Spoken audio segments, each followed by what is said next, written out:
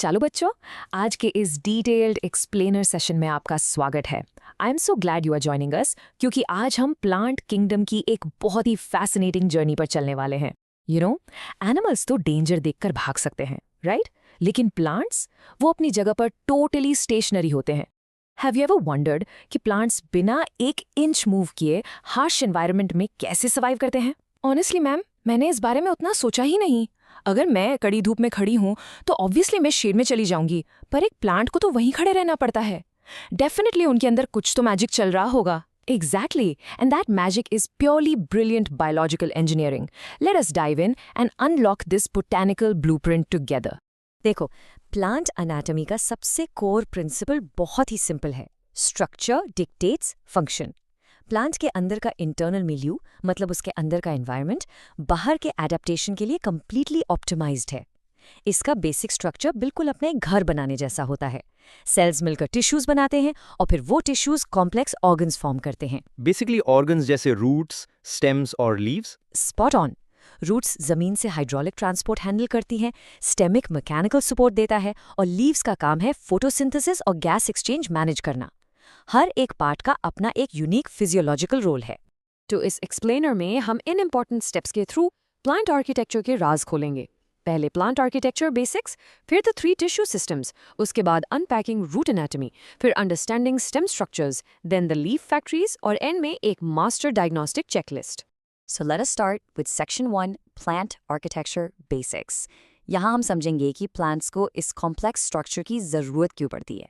Sales और tissues को detail में देखने से पहले हमें प्लांट्स का सबसे बड़ा चैलेंज समझना होगा, और इसका पूरा फंडा एक सिंपल टर्म पर बेस्ड है, which is sessile. Wait ma'am, इस कॉन्टेक्स्ट में सेसाइल का एग्जैक्ट मतलब क्या हुआ? अच्छा क्वेश्चन है। सेसाइल का मतलब होता है फिक्स्ड इन वन प्लेस।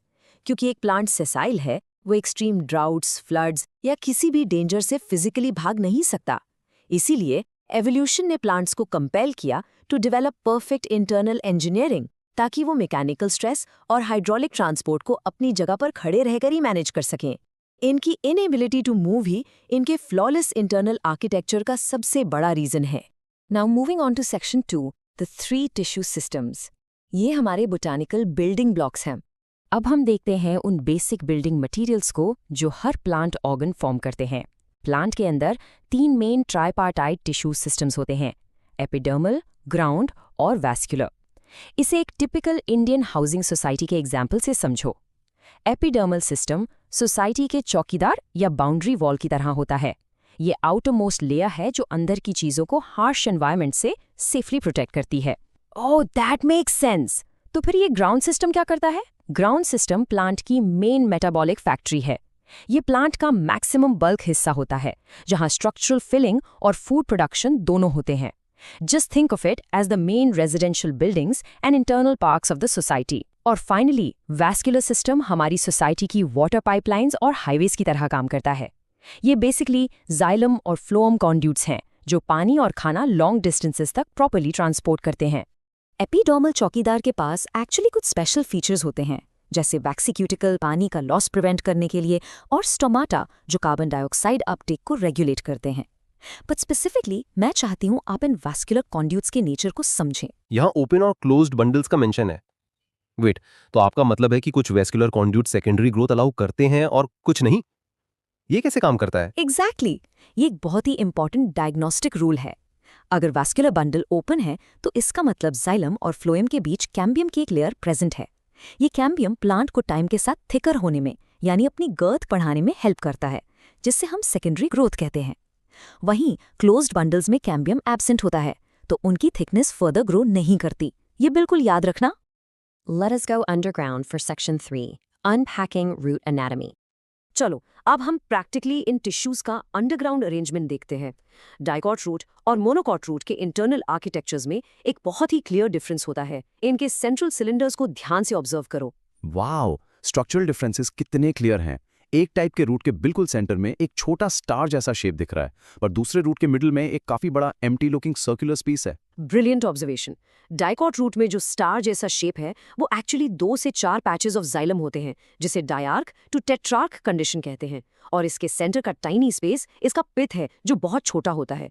इसमें कैम्बियम भी होता है सेकेंडरी ग्रोथ के लिए। पर मोनोकॉट रूट को देखो, वो जो कंप्लीटली ह्यूज सर्कल है वो एक मैसिव सेंट्रल पिथ है। उसमें 6 से ज्यादा जाइलम पैचेस होते हैं, which is called polyarch condition. Plus monocot roots completely lack a cambium ring, मतलब no secondary thickening at all.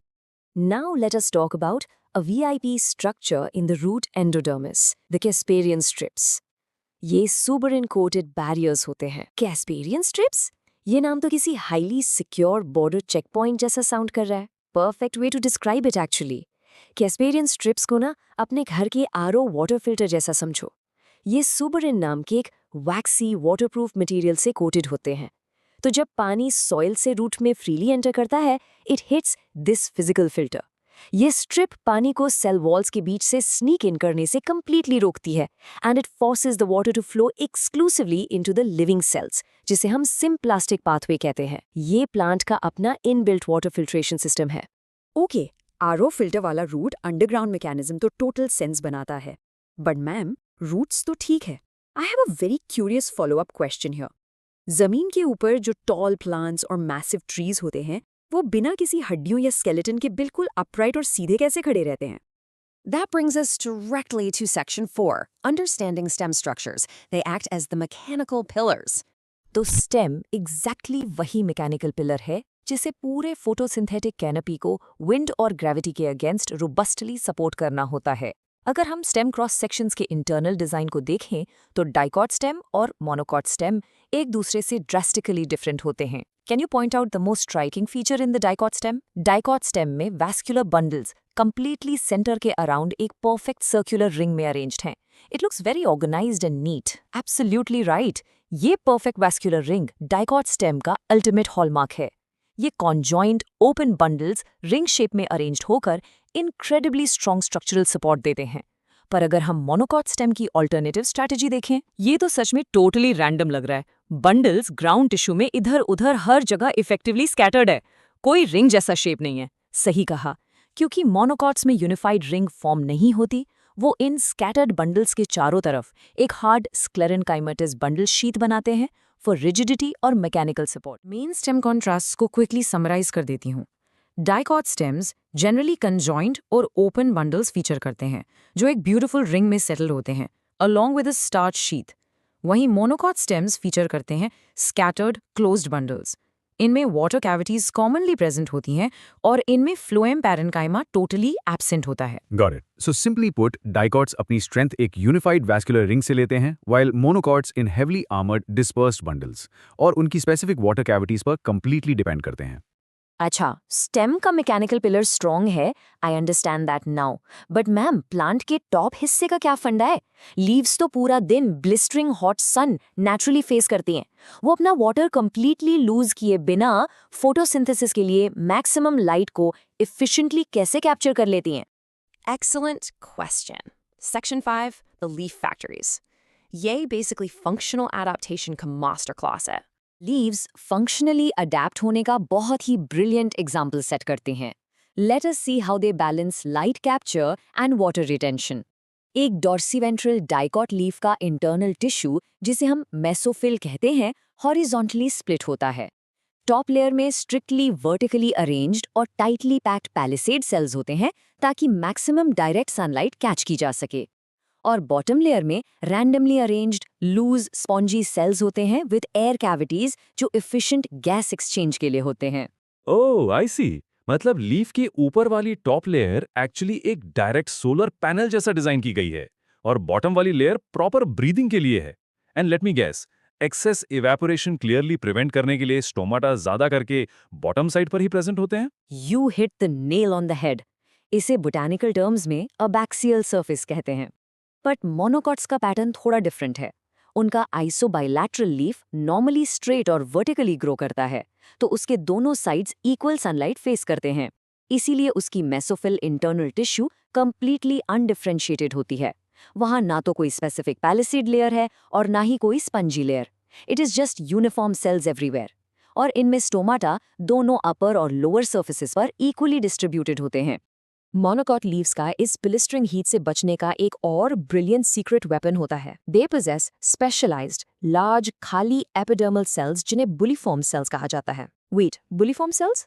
खाली सेल्स लीफ को एक्चुअली कैसे ही प्रोटेक्ट करते हैं? वो इसेंशियली हाइड्रोलिक हिंजेस की तरह फंक्शनली एक्ट करते हैं। ये नेचर का एक जीनियस टगोर मैकेनिज्म है। जब सॉइल में पानी अबंडेंट होता है और ये सेल्स वेल हाइड्रेटेड और टर्जिड हो जाते हैं, तो ये लीफ ब्लेड को बिल्कुल फ्लैट और फिजिकली ओपन रखते हैं। पर जब पानी कम होता है, स्पेशली एक्सट्रीम गर्मी में, ये कंप्लीटली फ्लैसिड हो जाते हैं। इससे फिजिकली पूरी लीफ इफेक्टिवली इनवर्ड कर्ल हो जाती है, ट्यूब की तरह। ये रोलिंग मैकेनिज्म ओपन स्टोमाटा को डायरेक्ट एनवायरनमेंट से हाइड कर देता है और ऑटोमेटिकली फेटल इवेपोरेशन और वाटर लॉस को मिनिमाइज कर देता है। Which brings us to the final part of our explainer. Section 6, Master Diagnostic Checklist. Okay बच्चों, हमने काफी complex internal anatomy practically cover कर ली है। अब टाइम आ गया है to combine all these separate learnings into one master diagnostic toolkit. ऐसे एनाटॉमिकल डायग्नोस्टिक चेकलिस्ट फीचर्स होते हैं स्पेसिफिक इंटरनल मार्कर्स जो रूट, स्टेम और लीफ को डाइकॉट या मोनोकॉट में इजीली क्लासिफाई करने के काम आते हैं। रूट्स में डाइकॉट्स का सेंट्रल पिथ छोटा होता है with limited xylem, while monocots have polyarch bundles और बड़ा पिथ। अच्छा, एंड स्टेम्स के केस में डाइकॉट का क्लियरली मतलब है एक perfect vascular ring open bundles के साथ, जबकि monocot strictly means ground area में रैंडम स्कैटर्ड बंडल्स, वो भी closed along with water cavities. Exactly. And finally, leaves में dicots consistently show distinct palisade or spongy layers plus largely lower side stomata. Monocots mostly uniform, isobilateral layouts दिखाते हैं with same stomata everywhere and of course those super clever bulliform cells. ये हमेशा याद रखना, internal architecture essentially acts as the definitive fingerprint for determining plant classification. Plant anatomy purely facts को रटने के बारे में नहीं है। ये लॉजिकल फंक्शनल ब्लूप्रिंट्स को क्रिटिकली डिकोड और समझने के बारे में है। उनका हर एक इंडिविजुअल फीचर प्लांट के किसी न किसी एक्चुअल सर्वाइवल इशू का परफेक्ट सोल्यूशन है। Right, basically structure purely dictates function. अगर हम ये एक्चुअली समझ लें कि वो स्पेसिफिक टिश्यू पार्ट किस प्रॉब्लम को लॉजिकली सॉल्व कर रहा है, तो हर एक स्ट्रक्चर को एग्जैक्टली याद रखना जेन्युइनली बहुत आसान हो जाता है। I completely agree.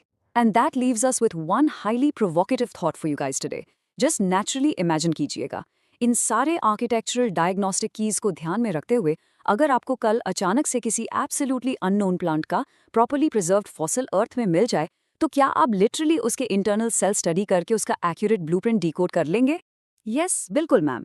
इस सॉलिड डायग्नोस्टिक चेकलिस्ट और क्लियर लॉजिकल फाउंडेशंस के साथ हम ऑब्वियसली सेक्शंस एग्जामिन करके प्रिसाइसली डिफाइन कर सकते हैं कि वहाँ कौन सा टिश्यू है, प्लांट मोनोकॉट है या डाइकॉट। इस सेशन ने एनाटॉमी को टोटली सिंप्लीफाइड कर दिया है। That is exactly what I was hoping to hear. बस अपने आसपास के ब्यूटीफुल नेचुरल एनवायरनमेंट को इसी सेम एंथुजियास्टिकली क्यूरियस माइंडसेट के साथ प्रॉपर्ली ऑब्जर्व करते रहिए। Remember, true functional answers clearly architecture में इंटरनली छिपे होते हैं। We will catch you in the next explainer. Keep exploring and absolutely keep learning.